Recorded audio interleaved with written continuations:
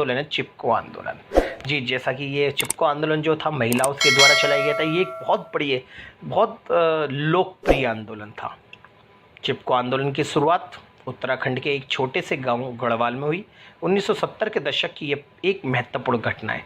उत्तर प्रदेश के गढ़वाल क्षेत्र के कुछ लोगों ने सरकार से अंगू के वृक्ष काटने की अनुमति मांगी तो सरकार ने अनुमति नहीं दी। तो बच्चों, ऐसा था कि गढ़वाल क्षेत्र में अंगू के वृक्ष बहुत ज़्यादा है, तो वहाँ के स्थानीय लोग ये सरकार से मांग कर रहे थे कि हमें ये अंगू के वृक्ष काटने की तुम्हें अनुमति दे, ताकि वृक्ष काटने के बाद वो खेती की ज़मीन प्राप्त कर सके, ताकि वो लकड़ी काट के उसे बेच दे, उनकी आजीविका चल सके, और इसके अलावा जो ज़मीन खाली पड़ेगी उसमें खेती कर सके। लेकिन सरकार ने उसे बिल्कुल भी मना कर दिया, और सरकार ने कुछ समय बाद खेलकूद का सामान बनाने वाली कंपनी को वृक्ष काटने की अनुमति दी। जब स्थानीय लोगों को पता लगा कि वहाँ पर कोई प्राइवेट कंपनी वाले पेड़ काटने की नहीं, और सरकार ने हमें अनुमति नहीं दी और उनको प्राइवेट कंपनी वालों को दे दी, तो इन्होंने इसका घोर विरोध करा और सभी महिलाएं पेड़ से जाकर चिपक गई, और महिलाओं उन्होंने समझाया कि वृक्ष ना काटे, उन्हें उनकी बात मानने से इनकार कर दिया, जिस कारण गांव के लोग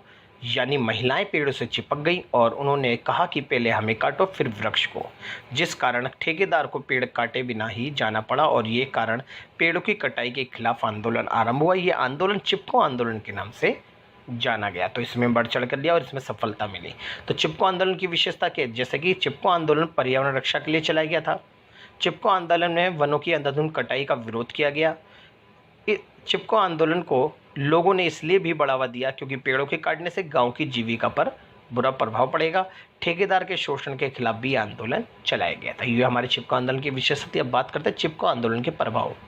चिपको आंदोलन के बाद संपूर्ण भारत में इसी प्रकार के आंदोलन चलने लगे। सरकार ने 15 वर्षों तक पेड़ों की कटाई पर रोक लगा दी।